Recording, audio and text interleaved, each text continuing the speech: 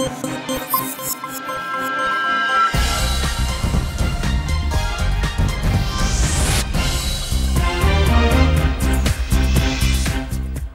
উদ্দেশ্যে ঢাকা ছাড়লেন প্রধান উপদেষ্টা। ব্রিটিশ প্রধানমন্ত্রীর সঙ্গে বৈঠক বুধবার।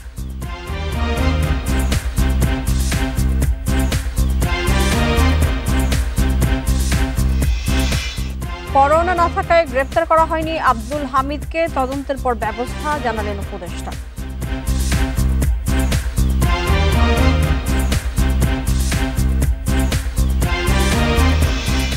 দু একটি দলের কথাই দুলছে সরকার। দেশের সম্পদ অন্যকে দেওয়ার ক্ষমতা নেই এই সরকারের, বলছে বিএনপি।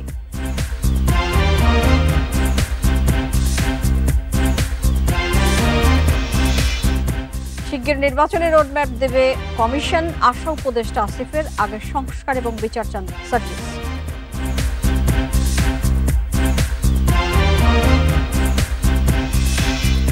ঢাকা সড়কে বেপরোয়া গতির গাড়িতে বেড়েছে দুর্ঘটনা। ঢাকার পঙ্গু হাসপাতালে ভর্তি 1195 জন।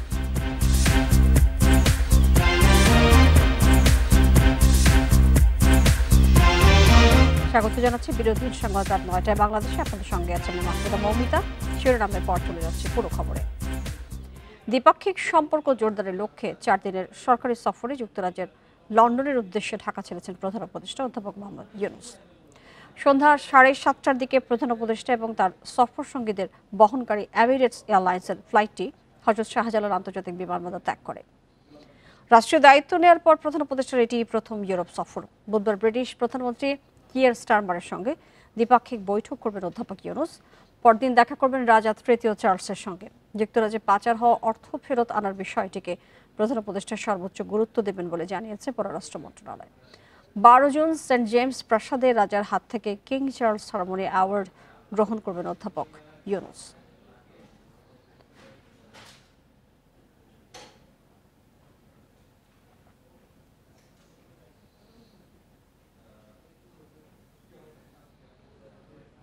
মামলার তদন্তে অভিযোগের সত্যতা মেলার সঙ্গে সঙ্গেই সাবেক রাষ্ট্রপতি মোহাম্মদ আব্দুল হামিদকে গ্রেপ্তার করা হবে, একথা জানান স্বরাষ্ট্র উপদেষ্টা মোহাম্মদ জাহাঙ্গীর আলম চৌধুরী। সোমবার রাজধানীর যাত্রাবাড়ি থানা পরিদর্শন শেষে তিনি বলেন, পরোয়ানা না থাকায় আব্দুল হামিদকে গ্রেপ্তার করা হয়নি। এছাড়া নির্দোষ কেউ যেন শাস্তি না পায় সে বিষয়ে সরকার সতর্কতার সঙ্গে কাজ করছে। গত 7 মে চিকিৎসা নিতে থাইল্যান্ড যান সাবেক রাষ্ট্রপতি মোহাম্মদ আব্দুল হামিদ। জুলাই হত্যার মামলার আসামি হওয়ার পরও নির্বিঘ্নে দেশ ত্যাগ নিয়ে নানা মহলে তৈরি হয় ক্ষোভ। সমালোচনার মুখে কিশোরগঞ্জের এসপি সহ পুলিশের 3 কর্মকর্তার বিরুদ্ধে নেওয়া হয় ব্যবস্থা। এর মধ্যে রোববার রাতে দেশে ফেরেন আব্দুল হামিদ। রাজধানীর যাত্রাবাড়ি থানা পরিদর্শন শেষে স্বরাষ্ট্র উপদেষ্টা জানান, নির্দোষ কেউ যাতে শাস্তি না পায় তাই সাবেক রাষ্ট্রপতির বিরুদ্ধে ব্যবস্থা নেওয়া হয়নি। তবে তদন্তে তার বিরুদ্ধে অপরাধের প্রমাণ পেলে ব্যবস্থা নেওয়া হবে। নির্দোষীরা যেন কোনো অবস্থায় সাজা না পায়, এই জন্য আমাদের ইনভেস্টিগেশনটা করতে দেন। যদি ইনভেস্টিগেশন করার পর যেই দোষী হোক না কেন, কাউরে আইনের বাইরে থাকা হবে না, তারা আমরা অবশ্যই আইনের আওতায় নিয়ে আসব। স্বরাষ্ট্র উপদেষ্টা আরও জানান, সাবেক রাষ্ট্রপতির দেশত্যাগের ঘটনায় সংশ্লিষ্ট পুলিশ কর্মকর্তাদের বিরুদ্ধে তদন্ত এখনও শেষ হয়নি। প্রতিবেদন দেখে ব্যবস্থা নেওয়া হবে। কিশোরগঞ্জে এদের ক্ষেত্রে ধরেন একটা উপদেষ্টাদের একটা 3 জনের একটা কমিটি হয়েছে, ওনাদের একটা রিকমেন্ডেশন দিছে। ওই রিকমেন্ডেশনটা পাওয়ার পরে ওনাদের যদি দোষী হয় ওনাদের ব্যবস্থা নেওয়া হবে, যদি দোষী না হয় ওনাদের আবার যার যার জায়গায় ফেরত আসবে। ঈদে সারা দেশের আইন শৃঙ্খলা পরিস্থিতি নিয়ে সন্তুষ্টি প্রকাশ করেন স্বরাষ্ট্র উপদেষ্টা। আনোয়ার সাদাত নূর, ইন্ডিপেন্ডেন্ট নিউজ, ঢাকা। এপ্রিল মাস জাতীয় নির্বাচনের জন্য উপযুক্ত নয় বলে মন্তব্য করে বিএনপি নেতারা অভিযোগ বলেছেন অন্তর্বর্তী সরকার 2-1টি দলের কথা নির্বাচন এপ্রিলে করতে চাইছেন। সোমবার রাজধানী নয়াপল্টনে বিএনপির সিনিয়র যুগ্ম মহাসচিব রুহুল কবির রিজভী বলেছেন, অন্তর্বর্তী সরকারের উপর 2-1টি রাজনৈতিক দল প্রভাব বিস্তার করছে। যে কোনো একটা ইস্যুতে ধর্মকে টেনে নিয়ে আসা হয়, শহীদকে টেনে নিয়ে আসা হয়, রক্তকে টেনে নিয়ে আসা হয়। এটার উদ্দেশ্য হচ্ছে একটা পরিকল্পিত এজেন্ডার মধ্যে দিয়ে সেই রাজনৈতিক দল 2-1টি, আপনার 12 দলীয় জোট এবং অন্যান্য ইন্ডিভিজুয়াল যে রাজনৈতিক দল, প্রত্যেকেই ডিসেম্বরের নির্বাচন কথা বলেছেন। এদিকে চুয়াডাঙ্গায় বিএনপির ভাইস চেয়ারম্যান শামসুজ্জামান দুদু বলেছেন, ফেব্রুয়ারির মধ্যভাগ থেকে দেশে আর নির্বাচনী পরিবেশ থাকবে না। জানুয়ারি ফেব্রুয়ারির অর্ধেকের পর থেকে একেবারে এপ্রিল পার হয়ে গেলে আর পরিবেশ থাকবে না। এই ব্যাখ্যাটা মাথায় রেখে বিএনপি এবং প্রায় 50 অধিক রাজনৈতিক দল তারা ডিসেম্বরের মধ্যে এই সরকারকে নির্বাচনের সময় দিন ঘোষণা করার জন্য আহ্বান। দিনাজপুরে ঈদ শুভেচ্ছা বিনিময় শেষে বিএনপির স্থায়ী কমিটির সদস্য ডাক্তার AZM জাহিদ হোসেন জানান, দেশের সম্পত্তি সার্বভৌমত্ব অন্য কারো হাতে তুলে দেওয়ার ক্ষমতা এই সরকারের নেই। চট্টগ্রামের পোর্ট ব্যবহারের জন্য বিদেশি কি দিবেন, তার জন্য ওপেন কোনো টেন্ডার করেছেন, তাদের মধ্যে কারা বেশি আছে? 39 জনের মধ্যে পার্শ্ববর্তী একটি দেশের সবচেয়ে বেশি সংখ্যক লোক আছে, তাদের আপনারা কিভাবে প্রি কোয়ালিফাই করেছেন? অর্থাৎ এখানে অনেক প্রশ্ন আসে। কক্সবাজারের পেকু উপজেলা বিএনপির কার্যালয় উদ্বোধন করে দলটির স্থায়ী কমিটির সদস্য সালাহউদ্দিন আহমেদ জানান, দেশে যত দ্রুত সম্ভব সুষ্ঠু ও নিরপেক্ষ নির্বাচনের মাধ্যমে রাজনৈতিক সরকার প্রতিষ্ঠা চায় বিএনপি। গণতন্ত্রের জন্য বাংলাদেশে একটি সুষ্ঠু নিরপেক্ষ নির্বাচনের মধ্য দিয়ে যত শিগগির সম্ভব একটি রাজনৈতিক সরকার প্রতিষ্ঠার জন্য আমরা এখনো কথা বলে যাচ্ছি। দেশে আর কখনো যাতে ফ্যাসিবাদ কায়েম করতে না পারে সেজন্য গণতান্ত্রিক চর্চা এগিয়ে নেওয়ার তাগিদ দেন দলটির নেতারা। মেহেদী হাসান, ইন্ডিপেন্ডেন্ট নিউজ, ঢাকা। এপ্রিলে ভোটের তারিখ ধরে নির্বাচন কমিশন শিগগিরই নির্বাচনের রোডম্যাপ দেবে বলে আশা প্রকাশ করেছেন স্থানীয় সরকার উপদেষ্টা আসিফ মাহমুদ সজীব ভুইয়া। সকালে কুমিল্লার মুরাদনগরে ঈদ শুভেচ্ছা বিনিময় শেষে সাংবাদিকদের কথা বলেন উপদেষ্টা।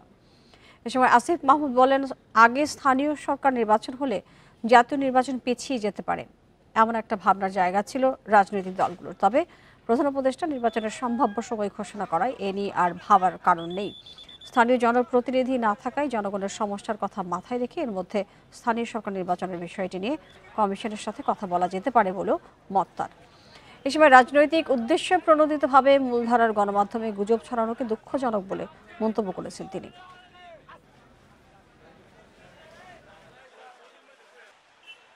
নির্বাচনের রোডম্যাপ তো হয়নি, একটা ডেট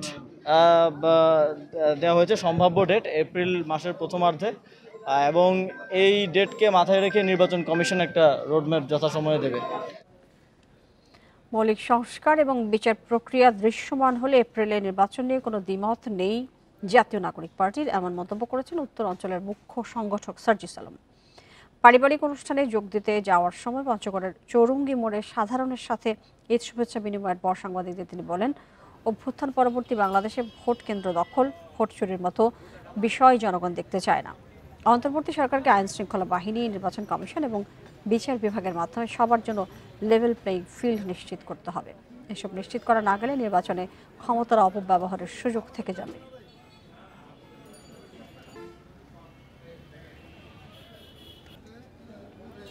নির্বাচনকালীন কিছু সংস্কার প্রয়োজন রয়েছে, বিচার বিভাগের, আইন শৃঙ্খলা রক্ষাকারী বাহিনীর, নির্বাচন কমিশনের। এগুলো সম্পন্ন হলে এপ্রিলে নির্বাচন নিয়ে আমাদের কোনো দ্বিমত নেই, কিন্তু তার পূর্বে এই নির্বাচনকালীন সংস্কারগুলো নিশ্চিত করতে হবে, বিচারগুলো দৃশ্যমান বিচারিক প্রক্রিয়াটি নিশ্চিত করতে হবে, মৌলিক সংস্কারের দৃশ্যমান অবস্থা আমরা দেখতে চাই। শনিবার থেকে জাতীয় চক্ষু বিজ্ঞান ইনস্টিটিউটের কার্যক্রম পুরোপুরি চালু হবে বলে জানিয়েছেন স্বাস্থ্য মন্ত্রণালয়ের বিশেষ সহকারী অধ্যাপক সাইদুর রহমান। জরুরি বিভাগ চালুর কয়েকদিন পর আজ থেকে শুরু হয়েছে বহির্বিভাগের কার্যক্রম। স্বাস্থ্য মন্ত্রণালয়ের বিশেষ সহকারী অধ্যাপক সাইদুর রহমানের সাথে যোগাযোগ করা হলে তিনি জানান, শনিবার থেকেই সব বিভাগের কার্যক্রম চালু করার লক্ষ্যে কাজ চলছে। এর আগে গত 28 মে জুলাই অভ্যুত্থানে আহতদের সাথে কর্মকর্তা কর্মচারী ও রোগীর স্বজনদের সাথে ত্রিমুখী সংঘর্ষে বন্ধ হয়ে যায় হাসপাতালটির সকল সেবা। 7 দিন পর জরুরি বিভাগের সেবা চালু হলেও অন্যান্য সেবা বন্ধ ছিল।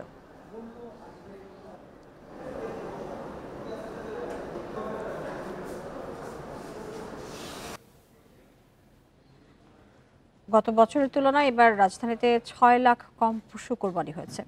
গত বছরের চেয়ে বর্জ্যের পরিমাণ বেড়েছে বলে দাবি করেছে ঢাকার 2 সিটি কর্পোরেশন। সোমবার দুপুর পর্যন্ত অপসারণ করা হয়েছে 52,115 টন। এখনও অনেক হাটের বর্জ্য ল্যান্ডফিল্ডে নেওয়া বাকি রয়েছে। পাড়া মহল্লা থেকে শতভাগ বর্জ্য অপসারণ হয়েছে বলে জানিয়েছে 2 সিটি কর্পোরেশন। এ চিত্র সোমবার সকালের। তেজগাঁও এলাকার সড়ক থেকে বর্জ্য অপসারণের পর পানি দিয়ে পরিষ্কার করা হচ্ছে। 3 দিন ধরে পুরো রাজধানীতে এই কাজ করে যাচ্ছেন 20,000 পরিচ্ছন্নতা কর্মী। রোববারও রাজধানীর বিভিন্ন এলাকায় ছড়িয়ে ছিটিয়ে ছিল কোরবানির পশুর বর্জ্য, তবে সোমবার তা দেখা যায়নি।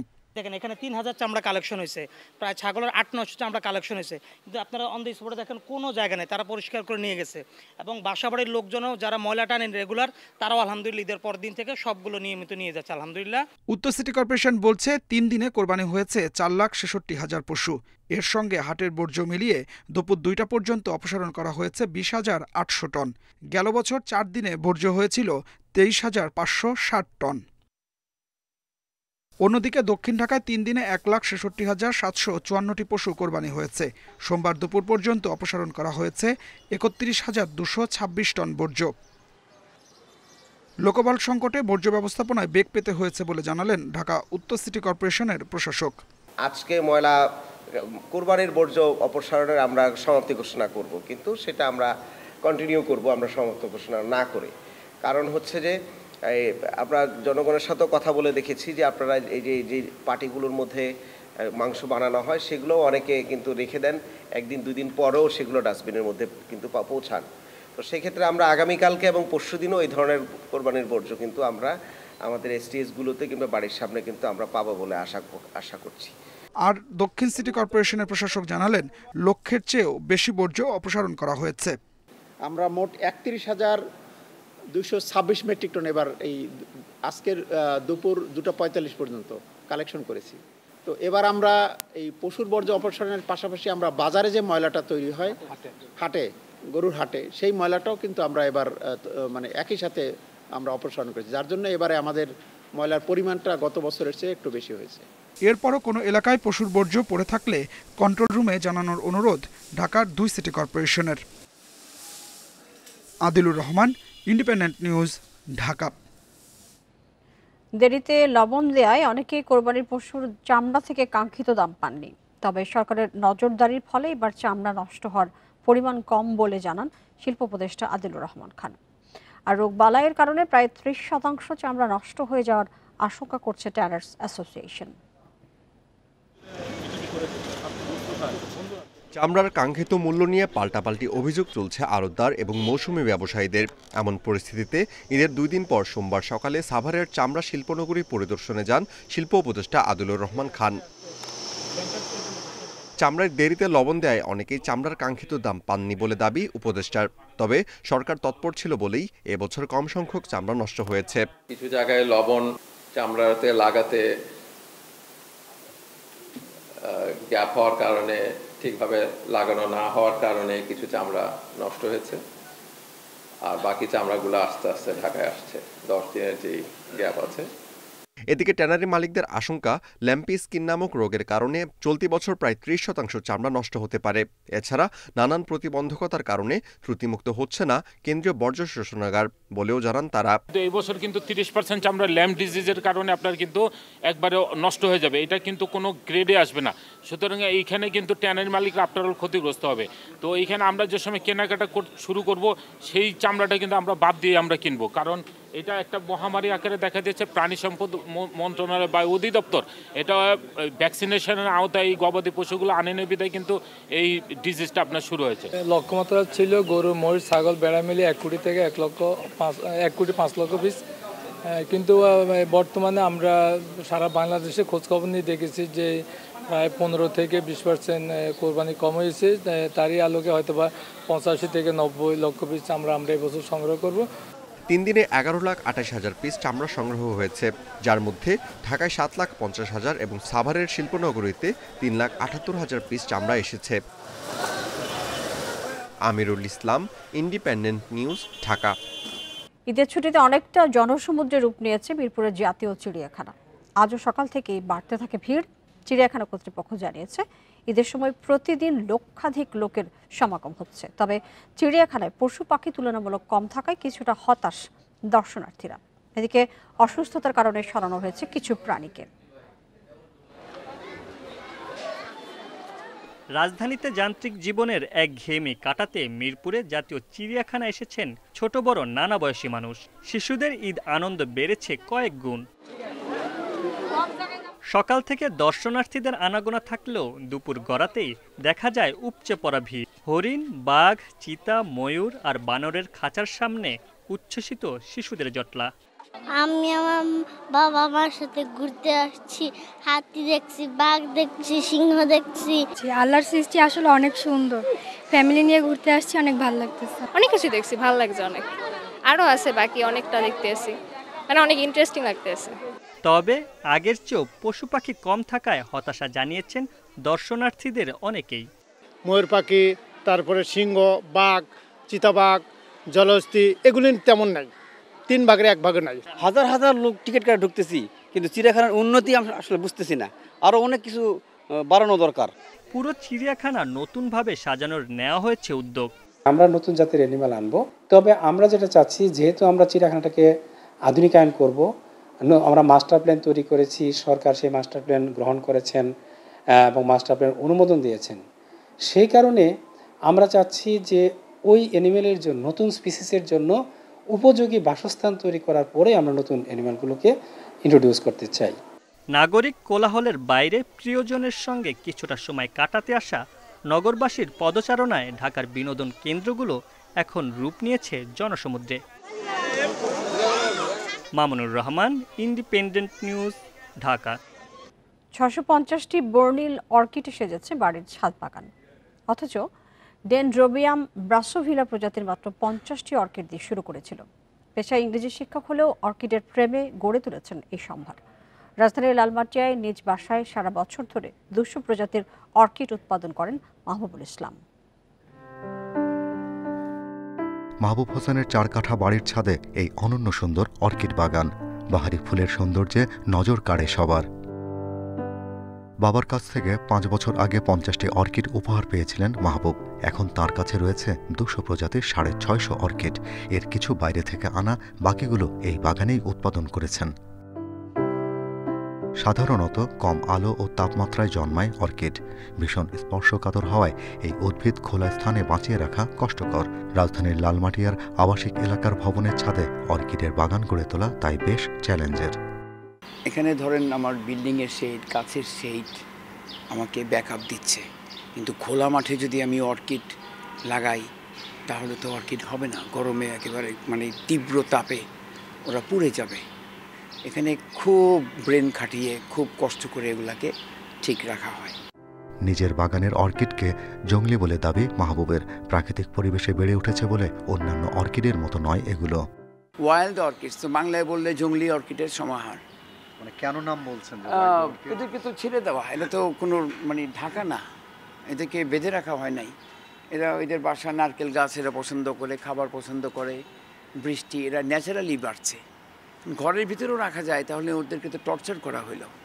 বাংলাদেশে 187 প্রজাতির অর্কিড দেখা যায়, এর মধ্যে বিলুপ্ত হয়েছে 32টি। তবে দেশে অর্কিডের জনপ্রিয়তার সাথে বাড়ছে বাণিজ্যিক সম্ভাবনাও। Shahriar Anirban, independent News, Dhaka. এই ছিল এখনকার সংবাদে। ধন্যবাদ সবাইকে সাথে থাকার।